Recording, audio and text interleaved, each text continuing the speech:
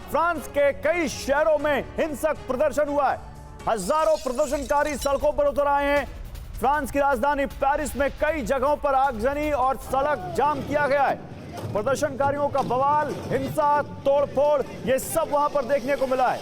Block everything movement यहां पर चला रहे हैं आंदोलनकारी और इनका मकसद है कि विरोध बहुत हो गया, अब सब कुछ ब्लॉक करो, सड़कें ब्लॉक करो, व्यवस्था ब्लॉक करो, ट्रेन रोको, ऑफिसेज में काम मत होने दो। देखिए कैसे ये वहां पर सुरक्षा कर्मियों के साथ लगातार झड़प उनकी दिखाई पड़ रही है, कैसे वो सब कुछ तोड़ने पर आमादा है। ये फ्रांस की तस्वीरें हैं। नेपाल के बाद अब फ्रांस में देखिए क्या कुछ हो रहा है और केवल पेरिस में नहीं बल्कि कई देश के दूसरे शहरों में भी आगजनी हुई है। बसें जला दी गई हैं, हाईवे ब्लॉक कर दिए गए हैं, लोग सड़कों पर उतर आए हैं और कुछ इस तरह से आगजनी की गई है। पुलिस के साथ उनकी झड़प भी देखने को मिल रही है।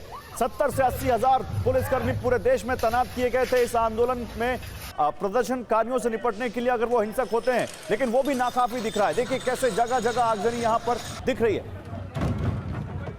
तो पेरिस में कई जगहों पर हिंसा की खबर है। प्रदर्शनकारियों ने फ्रांस में और खासकर पेरिस में आग लगा दी है। डस्टबिन रखे हैं वहां जगह जगह, उनसे सड़कों को जाम कर दिया गया है। राष्ट्रपति मैक्रों और उनकी सरकार की नीतियों के खिलाफ लोगों में जबरदस्त नाराजगी है और इस वजह से यहां पर ये युवा, हालांकि केवल युवा नहीं है, इसमें सभी उम्र के वर्ग के लोग शामिल हैं, लेकिन ये खासकर युवा इसमें जो है वो बहुत गुस्से में नजर आ रहे हैं। 12 महीने में 4 बार वहां प्रधानमंत्री बदल दिए गए। जो अभी कल जिन प्रधानमंत्री ने इस्तीफा दिया, उनकी नीतियों से बहुत गुस्सा था लोगों में। उन्होंने एक यहाँ प्रस्ताव पेश कर दिया कि सार्वजनिक खर्च में कटौती कर दिया है, लोगों को जो स्वास्थ्य सुरक्षा सरकार देती है, जो पेंशन देती है, उसमें कटौती की जाए, सार्वजनिक जो छुट्टियां उसमें कटौती की जाए। इससे लोग भड़क गए और भड़कने के बाद वो कैसे सड़कों पर उतर आए ये देखिए। लेकिन इस बीच एक और बड़ी खबर है। फ्रांस के पीएम के इस्तीफे के बाद और गुस्सा बढ़ गया लोगों में। बारों के इस्तीफे के बाद लोगों में नाराजगी। जो देश के रक्षा मंत्री थे उनको नया पीएम बनाया गया है। सेबेस्टियन लेनार्कू, उनको यहां पर नया पीएम बनाया गया है और फ्रांस में 12 महीने में चौथी बार प्रधानमंत्री बदल दिए गए। लगातार पीएम बदलने से लोग नाराज हैं। मैक्रों के खिलाफ लोगों में भारी नाराजगी है। देखिए हाथ में डेस्टिट्यूशन का एक बड़ा सा बैनर लेकर कैसे पेरिस की सड़कों पर लोग उतर आए।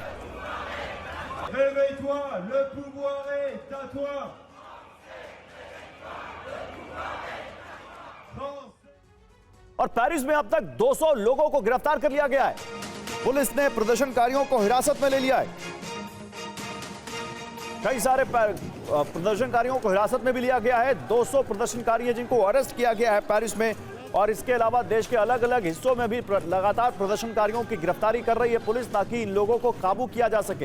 ये देखिए कैसे पुलिसकर्मियों को तगड़ी मशक्कत करनी पड़ी है, कैसे यहां पर सार्वजनिक संपत्ति का नुकसान हुआ है। खासकर ये जो बड़े बड़े हरे सड़क पर रखे गए डस्टबिन है, इनको अपना हथियार बना लिया इन प्रदर्शनकारियों ने और इनसे पुलिसकर्मियों पर हमला कर रहे हैं, उनके ऊपर इसको फेंक रहे हैं। तो एक तरफ ओली के खिलाफ गुस्सा, दूसरी तरफ मैक्रों के खिलाफ प्रदर्शन। दुनिया के 2 बड़े देशों में, एशिया से लेकर यूरोप तक, देखिए कैसे सड़क पर हंगामा कटा हुआ है, कैसे सड़क पर प्रदर्शनकारी उतरे हुए हैं और पुलिसकर्मियों से भिड़ रहे हैं। इन तस्वीरों में देखिए।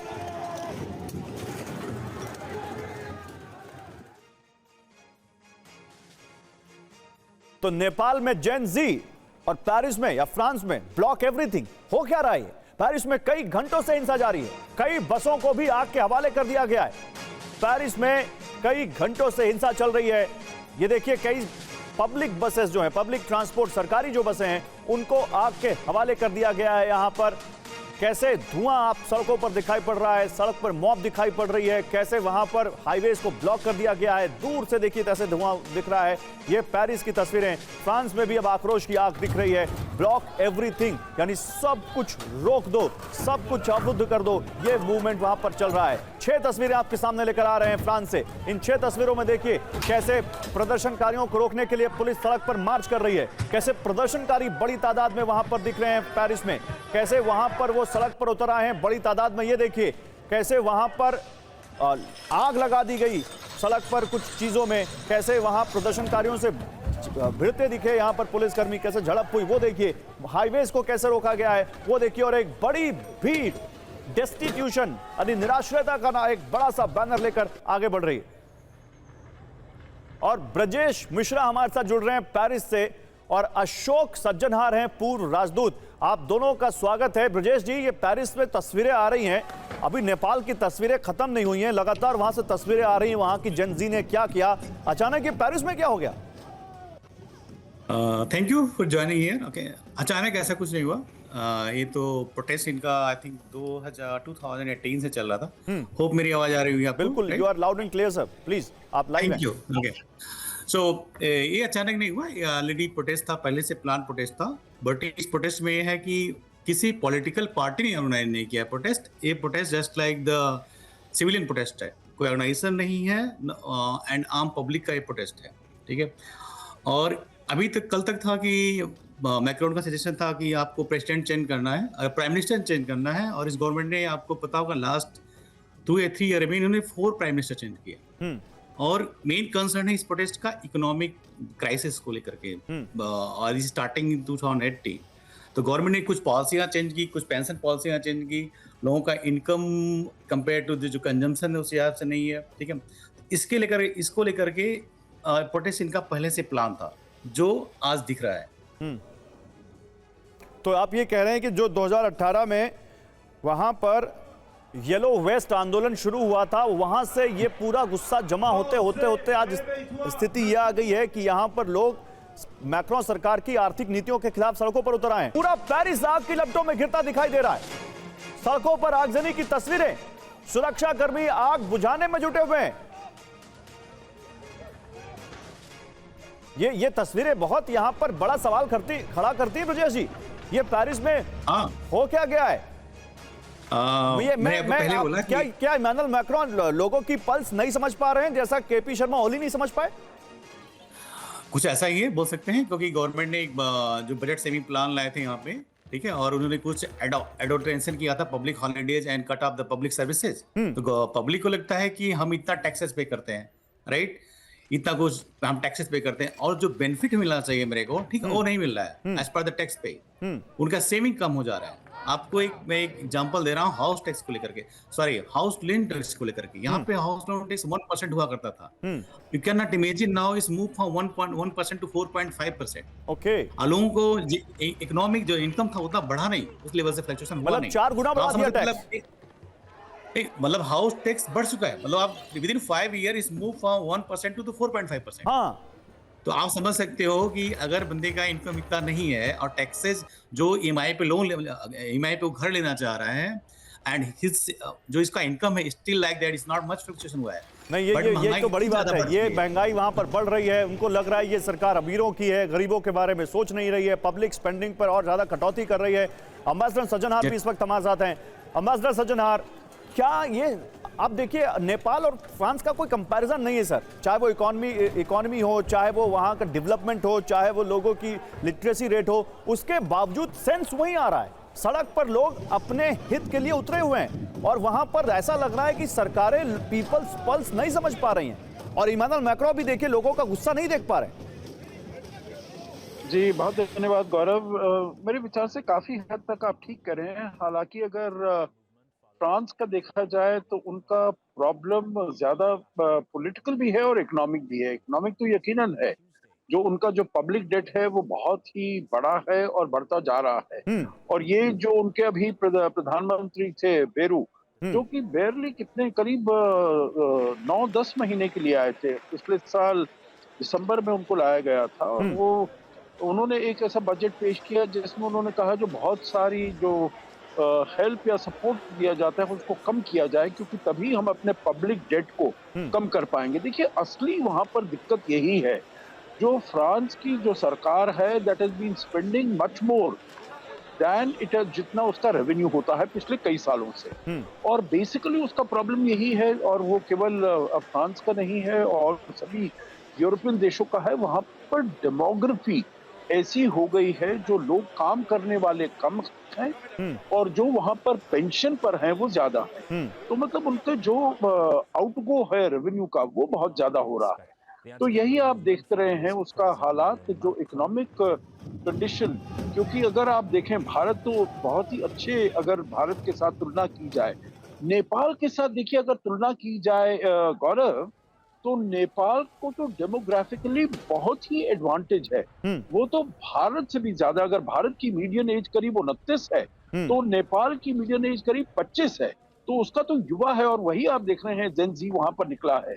परंतु वहां पर जो है फ्रांस में, नहीं, मैं तो ये मैंने पहले ही कहा कि नेपाल और फ्रांस का कोई कंपैरिजन नहीं है एम्बेसडर सज्जनहार, लेकिन मेरा सवाल ये था कि एक सिमिलैरिटी है कि चाहे वो ओली की सरकार हो और चाहे वो मैक्रों की सरकार हो, वो लोगों से डिस्कनेक्टेड दिख रहे हैं, उनके गुस्से को समझ नहीं पा रहे हैं। और वो चाहे जेनजी हो और चाहे वो एक लेबर क्लास हो, वहां की फैक्ट्री में काम करने वाले लोग हो, मिडिल क्लास हो, लोअर मिडिल क्लास हो, कि क्या सरकारें डिस्कनेक्ट होती दिख रही हैं या सरकारों। इमैनुअल मैक्रों के खिलाफ देखिए, ये पहला आंदोलन नहीं है, हमने पेंशन वाला आंदोलन देखा, हमने येलो वेस्ट देखा। आखिर ये मैक्रों क्या समझ नहीं पा रहे हैं, इसलिए बार बार प्रधानमंत्री बदल रहे हैं लेकिन उनसे कुछ हो नहीं पा रहा। नहीं, आप बिल्कुल देखिए ठीक कह रहे हैं। अभी जो उन्होंने प्रधानमंत्री आज अपॉइंट किया है लेकॉर्नू, वो उनके 5वें प्रधानमंत्री हैं गौरव, पिछले 2 साल में। पिछले 1 साल में ये 4थे प्रधानमंत्री हैं। तो मतलब कोई वहां पर टिक नहीं पा रहे हैं, क्योंकि उनके पास इतनी पार्लियामेंट में मेजॉरिटी नहीं है। पिछले साल जून 2024 में, आपको याद होगा, आपके इतने हजारों जो देखने वाले उनको याद होगा, जब यूरोपियन पार्लियामेंट के इलेक्शंस हुए, उसमें मैक्रोन की पार्टी को बहुत करारी हार मिली। तो उन्होंने सोचा, उन्होंने एक गैम्बल लिया, उन्होंने एक जुए का वो खेल खेला। उन्होंने कहा मैं पूरे इलेक्शंस करवा देता हूँ पार्लियामेंट में, और उसमें मुझे ज्यादा बढ़त मेजॉरिटी हासिल होगी, जिससे कि मेरे अपने लॉज उसमें पास हो जाएंगे। अब वो पासा उनके पलट पड़ गया। वहां पर उन्होंने ना मेजॉरिटी मिली, वहां पर एकदम बिल्कुल छिन्न भिन्न होकर नेशनल पार्लियामेंट आ गया है, जिससे कि जो भी वो बिल वहां पर चाहते हैं वो पास नहीं हो पाता है। अब उन्होंने लेकॉर्नू को लगाया है, 29 साल के हैं, बड़े युवा हैं, और उन्होंने, उनका एक तजुर्बा है जो he is been able to reach out across the aisle. मतलब और भी जो अपनी पार्टी के नहीं है, चाहे एक्सट्रीम राइट है या एक्सट्रीम लेफ्ट है, उनसे भी वो बातचीत कर पाए हैं और उनसे उनको अपने साथ मिला पाए हैं। तो अब देखना होगा जो जब वो बजट लेकर आते हैं, क्योंकि बजट को पास करना है इस साल के लिए, बजट पास हुआ नहीं है, फ्रांस और बेरू तो करवा नहीं पाए। तो अब देखना होगा जो ये बजट पास करवा पाते हैं लेकॉर्नू या नहीं कर पाते हैं। उनके कॉन्फिडेंट है मैक्रोन के, तो देखना होगा जो आगे वो कैसे लेकर जाते हैं। बिल्कुल बड़ी बात आप कह रहे हैं। Thank you so much ambassador Sajjanhar, हमसे जुड़ने के लिए। ब्रजेश जी, आपका भी बहुत शुक्रिया। पोलैंड की सीमा में घुस गए हैं रूस के ड्रोन। पोलैंड का दावा 10 ड्रोन को नष्ट किया है। पोलैंड की सीमा में रूसी ड्रोन, समझिए आप कितनी बड़ी बात है ये। रेजोव की ओर बढ़ रहे थे ड्रोन, ये कहा है पोलैंड ने। रेजोव जो कि वहां का एक छोटा शहर है और जहां से लवीव की दूरी मात्र 80 किलोमीटर है यूक्रेन के, और यहां से यूक्रेन का बॉर्डर लगता है। मैं खुद उस शहर में गया हुआ हूं जिस तरफ ये ड्रोन बढ़ रहे थे, और उस जगह पर नेटो के बेस भी हैं, वहां पर अमेरिकन सैनिक हर वक्त तैनात रहते हैं। पोलैंड का कहना है कि ये ड्रोन उसी तरफ बढ़ रहे थे। ये बहुत बड़ी बात है। पोलैंड की सीमा में घुसे हैं रूस के ड्रोन, और पोलैंड का कहना है कि उसने 10 ड्रोन को नष्ट भी किया है।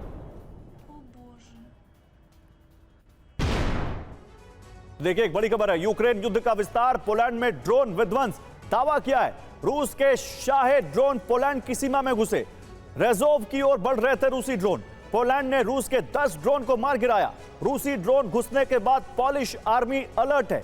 बड़ी बात क्या है, पोलैंड ने अपने 4 एयरपोर्ट्स को बंद कर दिया है। ऑपरेशन कमांड ने कहा कि सैन्य अभियान जारी है और उसकी इकाइयां तत्काल प्रतिक्रिया के लिए पूरी तरह तैयार हैं।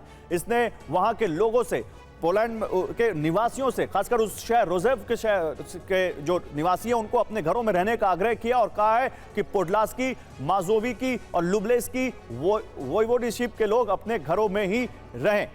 लेकिन इसी बीच ड्रोन घुसपैठ के बाद पोलैंड का एक्शन सामने आया है। पोलैंड ने F-16 फाइटर जेट एक्टिव कर दिया है। रडार सिस्टम को अलर्ट मोड पर रख दिया है पोलैंड ने नेटो कमान को यह जानकारी दी है। तो पोलैंड ने F-16 फाइटर जेट एक्टिव कर दिया है, और रूस के ड्रोन पर नेटो की बड़ी तैयारी भी सामने आई है। पोलैंड की सरकार के संपर्क में है नेटो। पोलैंड के पीएम डोनाल्ड टस्क का बयान कि हम नेटो के संपर्क में हैं। नेटो चीफ से लगातार चर्चा की जा रही है, यह कहा टस्क ने। नेटो देशों से भी बात हो रही है, क्योंकि नेटो का आर्टिकल 5 बहुत बड़ी बात कहता है। वो ये कहता है कि नेटो के एक देश पर हमला यानी नेटो पर हमला। अब क्या पोलैंड पर रूस के इस ड्रोन को उसके तहत माना जाएगा? देखिए, पोलैंड में लगातार फाइटर जेट उड़ रहे हैं। F-16 और F-35 लड़ाकू विमानों की उड़ान देखने को मिल रही है। रूस और बेलारूस सीमा के पास निगरानी हो रही है। पोलैंड के पीएम टस्क ने एक हाई लेवल मीटिंग की है। रक्षा मंत्रालय के अधिकारियों के साथ चर्चा की गई है। नेटो चीफ मार्क रूट से भी लगातार बातचीत हो रही है। पोलैंड में पूरे घटनाक्रम पर नेटो की नजर है। अब एक और बड़ी खबर, पोलैंड में रूसी ड्रोन पर यूरोपियन यूनियन का बयान सामने आया है। यूरोप के सभी देश पोलैंड के साथ। रूस की घुसपैठ यूरोप के लिए खतरा, यह कहा यूरोपियन यूनियन ने।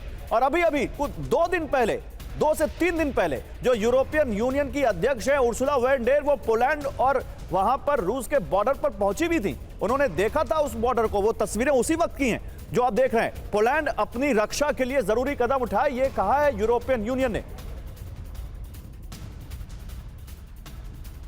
देखिए, बड़ी खबर है, पेरिस में हिंसा का सबसे नया वीडियो आ गया है।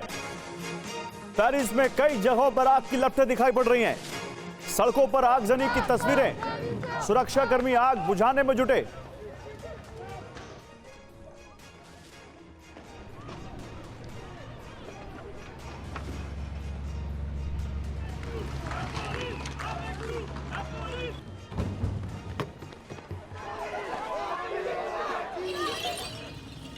तो पर संग्राम दिख रहा है। देखिए, पेरिस में कई जगहों पर उपद्रवियों ने काफी उत्पात मचाया है। वहां पर हिंसा की है, सड़कों पर आगजनी की है। कई जगहों पर देखिए डस्टबिन को जला दिया गया है, डस्टबिन फेंका गया है।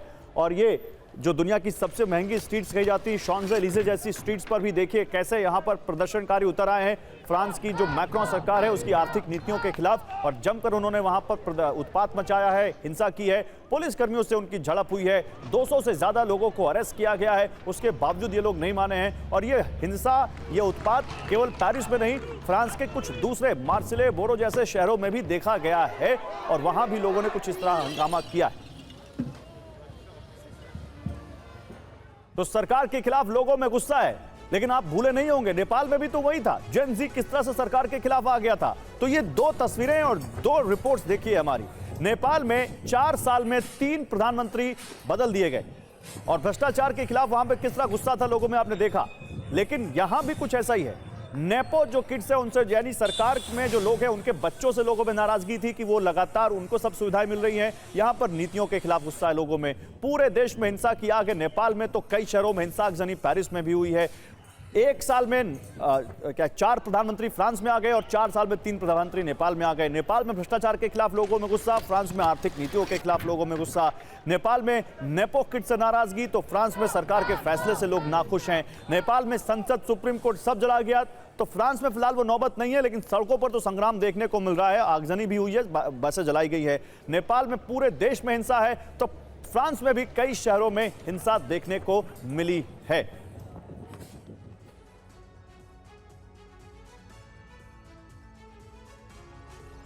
और देखिए, अब फिर से आते हैं। इस वक्त एक बड़ी खबर आ रही है। रूस यूक्रेन मोर्चे से सोची में पुतिन के घर पर ड्रोन अटैक किया गया है।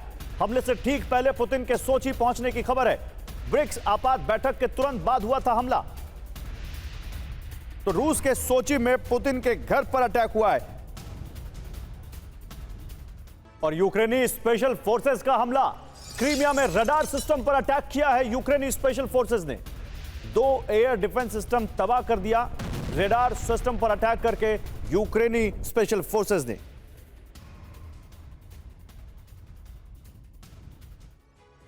तो यूक्रेन ने कीव पर हमलों का प्रतिशोध लेना शुरू कर दिया है। बीते 24 घंटे में यूक्रेन ने रूस पर करीब 200 ड्रोन से हमला किया है। वहीं स्टॉर्म शैडो मिसाइलें भी दागी हैं। स्टॉर्म शैडो से यूक्रेन ने रूसी कब्जे वाले डोनेस्क और लुहांस्क को टारगेट किया, जहां भीषण तबाही मची।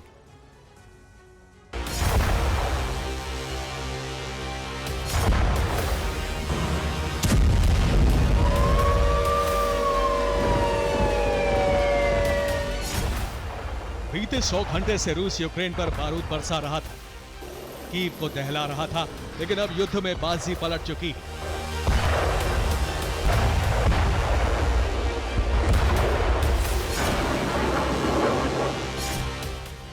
ज़ेलेंस्की सेना ने कीव में हुई तबाही का प्रतिशोध लेना शुरू कर दिया है। ज़ेलेंस्की की ड्रोन ब्रिगेड रूस के शहरों को दहला रही है, तो फ्रंट लाइन पर मौजूद यूक्रेनी सैनिक रूसी सेना पर मिसाइलों से बड़े हमले कर रहे।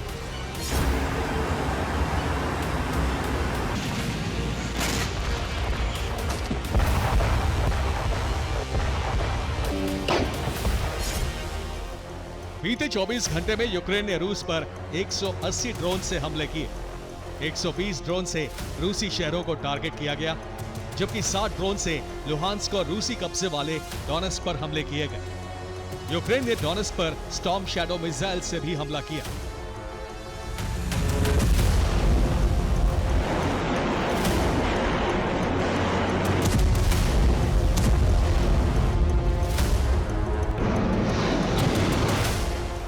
दावा है कि यूक्रेन ने स्टॉर्म शैडो से रूसी कब्जे वाले डोनेट्स्क में मौजूद रिहायशी इमारतों और तेल पाइपलाइन को टारगेट किया।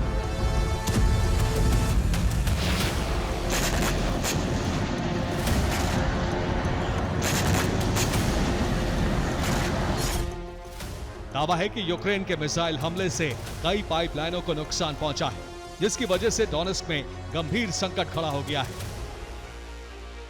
रिपोर्ट्स में दावा किया गया है कि डोनेट्स्क में तेल का संकट खड़ा हो गया है। पेट्रोल पंप्स पर लोगों को 2 से 3 घंटे का इंतजार करना पड़ रहा है। डोनेट्स्क में तेल की कीमतें भी बेतहाशा बढ़ चुकी हैं। रूसी सैनिकों को भी नागरिकों के साथ लाइनों में लगकर तेल लेना पड़ रहा है।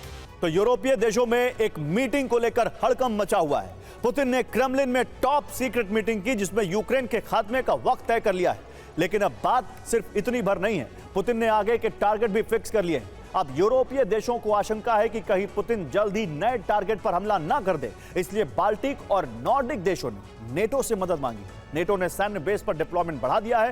हालात काफी गंभीर होते जा रहे हैं, क्योंकि रूस ने बाल्टिक सागर के पास मौजूद अपने परमाणु सैन्य ठिकाने को वॉर रेडी कर दिया है।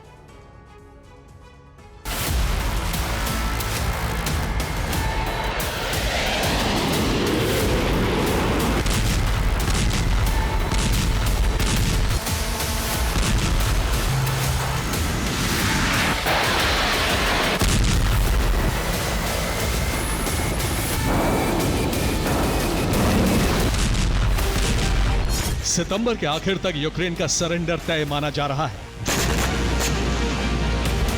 क्योंकि क्रेमलिन के हमले इतने विध्वंसक हैं कि यूक्रेन ज्यादा दिन तक रूस के हमलों के आगे नहीं टिक सकता।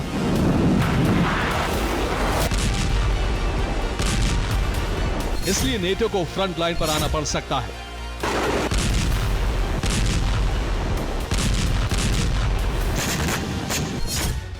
एक तरफ यूक्रेन को शमशान बनाने का ऑपरेशन तेजी से आगे बढ़ रहा है, खार्किव से लेकर कीव तक हमले किए जा रहे हैं। दूसरी तरफ पुतिन ने इमरजेंसी मीटिंग करके नया टारगेट भी फिक्स कर लिया है। पुतिन की मीटिंग को लेकर नेटो में हड़कंप मचा है कि आखिर अगला टारगेट कौन सा हो सकता है। कयास लगाए जा रहे हैं कि रूस यूक्रेन की तरह किसी पड़ोसी मुल्क पर हमला कर सकता है।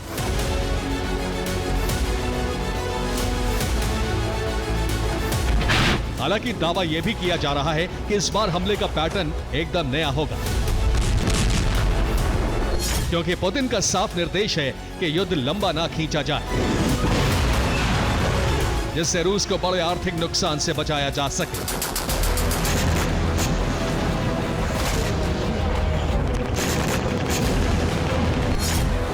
जिन देशों को रूस के हमले का डर है, उन्होंने नेटो से एयर डिफेंस सिस्टम और ज्यादा सैन्य सहायता के लिए कहा है।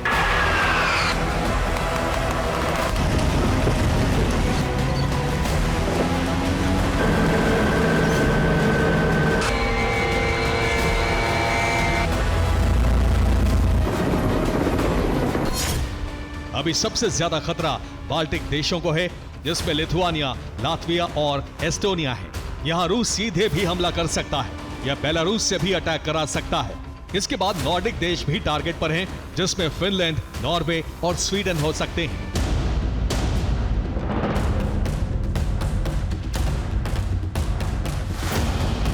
जबकि पोलैंड लगातार हथियार यूक्रेन को सप्लाई कर रहा है, इसलिए पोलैंड भी पुतिन के लिस्ट में है। लेकिन अभी सबसे ज्यादा खौफ में बाल्टिक देश हैं, हालांकि वहां नेटो ने बेस बनाया हुआ है।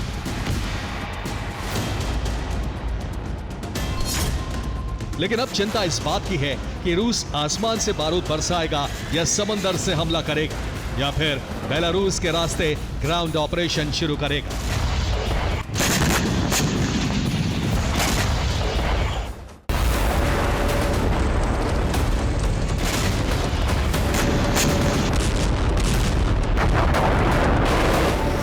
रूस के हमले रुके नहीं,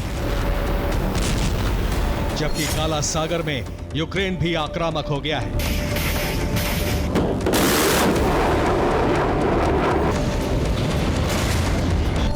इस बीच नेटो बाल्टिक और नॉर्डिक देशों के साथ मिलकर एक बड़ी वॉर ड्रिल करने जा रहा है।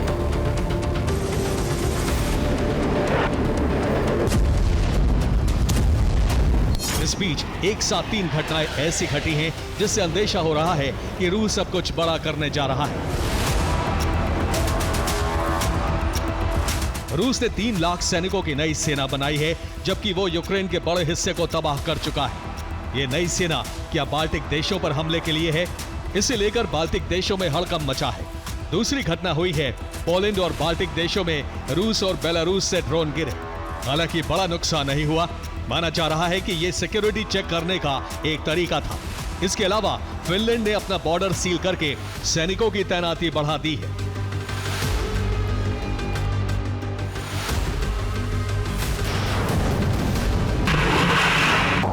इससे लग रहा है कि रूस को लेकर यूरोप में खौफ का माहौल बन गया है। हालात ऐसे हैं कि जर्मनी ने अपने देश के लोगों को एडवाइजरी जारी कर दी है। खाने पीने और दवाइयों का इंतजाम लंबे वक्त के लिए करके रखें। जबकि इससे पहले फ्रांस ने भी इसी तरह की एडवाइजरी जारी की थी। क्या ये संकेत किसी भीषण युद्ध की तरफ इशारा कर रहे हैं, जिसमें पूरा यूरोप घिर सकता है? अगर नेटो फ्रंट लाइन पर आया तो कोल्ड वॉर से भी ज्यादा भयानक हालात यूरोप में बन सकते हैं।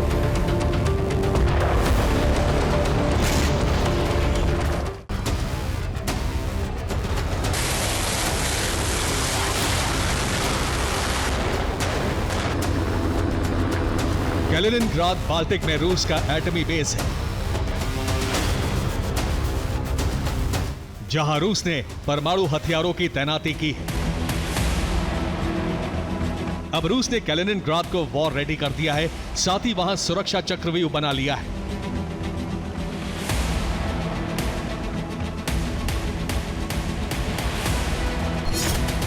पश्चिमी देशों की रिपोर्ट के मुताबिक सबसे बड़ा खतरा सुवाल्की गैप को लेकर है। सुवाल्की गैप पर रूस कब्जा कर सकता है। अगर ऐसा हुआ तो कैलिनिनग्राड से बेलारूस सीधा जुड़ जाएगा। अभी सुवाल्की कॉरिडोर पर पोलैंड का कब्जा है। पोलैंड की सहमति से नेटो सैनिकों की तैनाती की गई है। कैलिनिनग्राड से बेलारूस तक 65 किलोमीटर की दूरी है। सुवाल्की को लेकर पोलैंड रूस में युद्ध का अंदेशा है। इसी वजह से बेलारूस बॉर्डर पर स्पेशल फोर्स तैनात की गई है। जबकि पोलैंड और बाल्टिक देशों में नेटो सैनिकों की बटालियन पहुंच रही है। यानी हालात काफी खौफनाक हैं।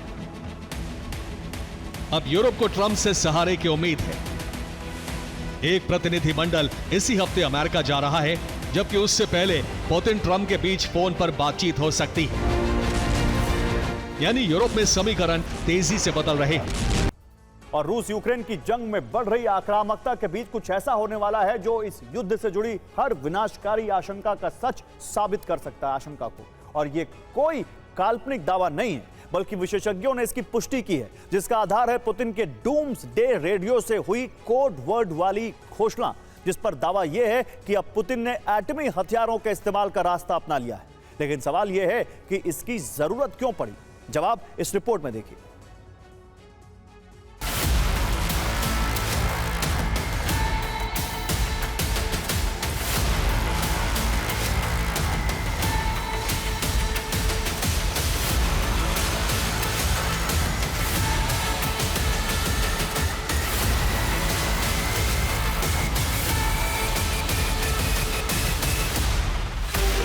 रूस के राष्ट्रपति पुतिन के आदेश पर सेना एक ऐसे अभियान के लिए तैयार है जो विश्व के लिए महाविनाश साबित हो सकता है।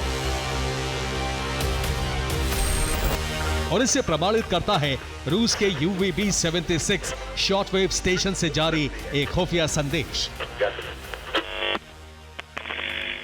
Татьяна Иван, 38 965. Ольга, Татьяна, Елена, Леонид, мягкий знак. 78 58 88 37.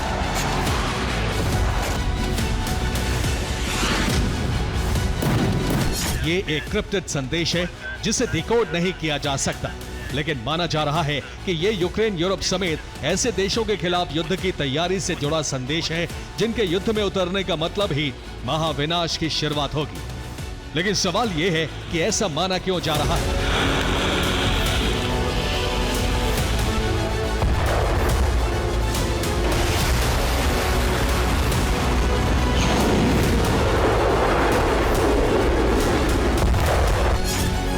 दरअसल इस समय यूक्रेन युद्ध में यूरोप और अमेरिका की कृपा पर चल रहा है। इसमें अमेरिका से यूरोपीय देशों को हथियारों की सप्लाई जारी है और यूरोप यही हथियार यूक्रेन को सप्लाई कर रहा है। तो दूसरी तरफ अमेरिका खुफिया इंटेलिजेंस भी यूक्रेन के साथ साझा कर रहा है।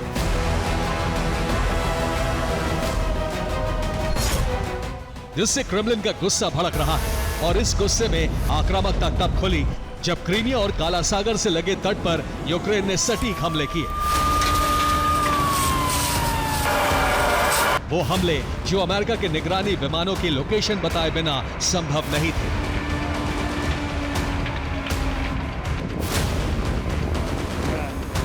और इस हमले के एक दिन बाद ही रूस ने UVB-76 शॉर्टवेव स्टेशन से संदेश जारी कर दिया। Ольга, Татьяна, Елена, Леонид, мягкий знак 78. अब रूस के इस शॉर्टवेव स्टेशन से जारी संदेश को लेकर इतनी हलचल क्यों है, पहले इसे जान लीजिए। दरअसल रूस का UVB-76 शॉर्टवेव रेडियो को डूम्सडे रेडियो भी कहा जाता है, जिससे 8 सितंबर को प्रसारित संदेश कोडेड संकेत में थे। इनमें NZHTI और होटल जैसे कोड शामिल थे। इनके अलावा एक क्रम में 38, 965, 78, 58, 88 और 37 संख्या भी थी।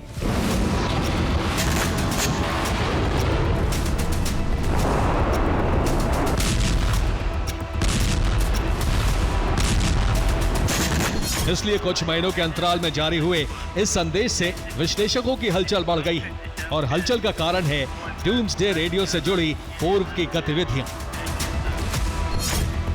दरअसल डूम्सडे रेडियो कोल्ड वॉर के दौर का रहस्य है।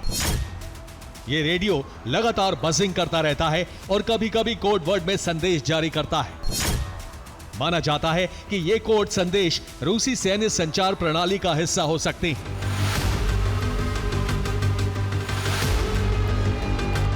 हालांकि इससे जुड़ी कहानी यह भी बताती है कि कोई विशेष सैन्य आदेश को गुप्त बनाए रखने के लिए इसका इस्तेमाल होता है, लेकिन कुछ विश्लेषक इसे रॉकेट फोर्स के लिए एन्क्रिप्टेड संदेश मानते हैं। वो बताते हैं कि यह संदेश डेड हैंड या पेरीमीटर सिस्टम से जुड़ा है।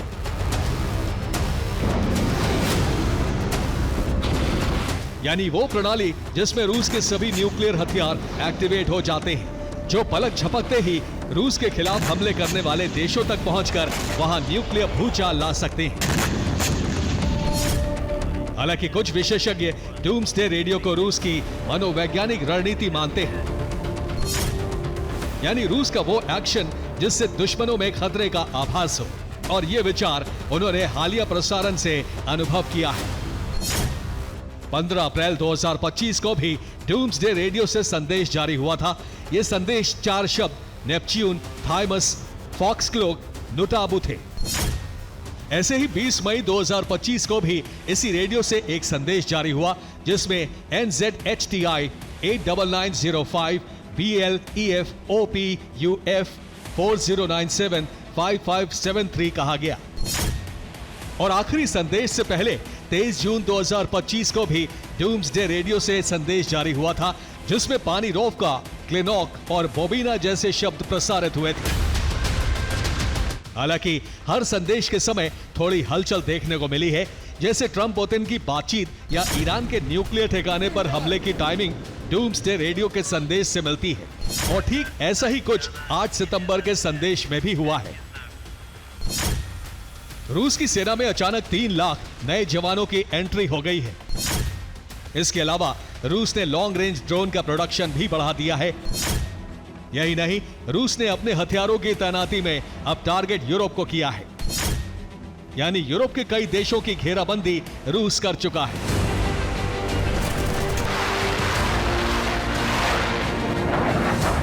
अब मुमकिन है कि डूम्सडे रेडियो से जारी संदेश सैन्य कम्युनिकेशन का ही पार्ट हो, ताकि रूस युद्ध प्रसार की दिशा में बढ़ सके, जिसमें आखिरी रास्ता न्यूक्लियर हथियारों का इस्तेमाल होगा।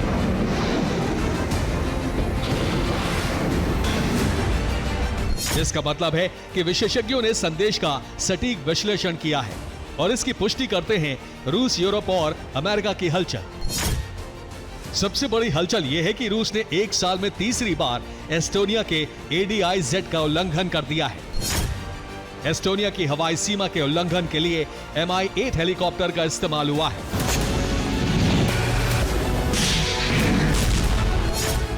और ये इसलिए किया गया है कि विशेषज्ञों ने जो चेतावनी जारी की है, रूस उसकी जवाबी कार्रवाई दिखा सके। चेतावनी है रूस के सहयोगियों पर हमले का खतरा। और अब रूस ने खुद खतरा बना लिया है, जिसे भांपते हुए ही अमेरिका और यूरोप के अधिकारियों की बैठक तय की गई है, जिसमें नए प्रतिबंधों पर चर्चा होगी। वहीं आशंकित देश और संगठन भी वार्ता का मंच बना रहे हैं। इसमें फिनलैंड OSCE की स्थायी परिषद की विशेष बैठक बुलाने जा रहा है। यूक्रेन को सुरक्षा गारंटी देने वाले समूह के साथ नेटो प्रमुख बैठक करने जा रहे हैं।